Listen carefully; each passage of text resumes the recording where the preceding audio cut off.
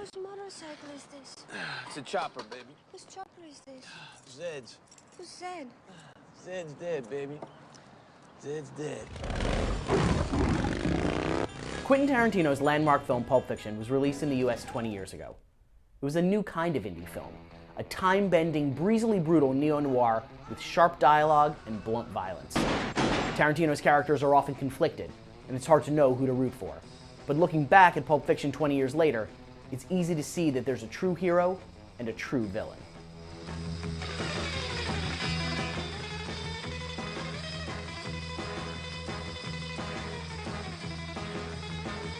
To this day, the protagonists in Tarantino's films are deeply concerned with vengeance. But in the 90s, his heroes were more often conflicted and at war with themselves. In Pulp Fiction, the battle is between fear and courage, and it reaches its conclusion when, spoiler alert, Butch kills Vince just past halfway through the film. Each character represents one of these emotions. We already know that they stand in opposition to each other. You ain't my friend, Pulp. What's that? I think you heard me just fine, Punchy.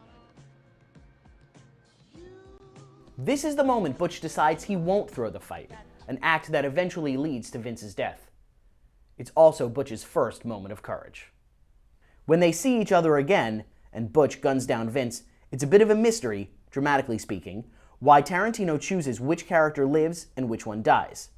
But, looking through the prism of courage, it's easy to see why Vince doesn't just deserve to die, but is Pulp Fiction's villain. The key line, Tarantino's thesis for the whole film, doesn't come until the end. As the film's sage, it's quite naturally delivered by Jules. When you yell at me, it makes me nervous.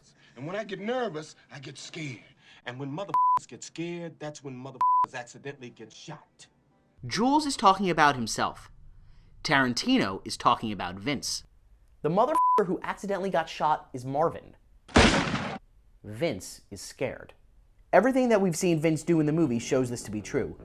He talks about a true test of one's character, and he actively fails that test over and over. He seems heroic when he saves Mia from her overdose, but the overriding emotion here is actually one of fear. If she croaks on me, I'm a f***ing grease spot. He never looks past his own self-interest. Butch, by contrast, finds bravery time and again. Once he ends up in the basement with Marcellus, he proves himself and earns the gold watch so important to him that he risked his life to get it. It's a totem, a reminder of his family's heroism, the kind he certainly didn't ever possess before now.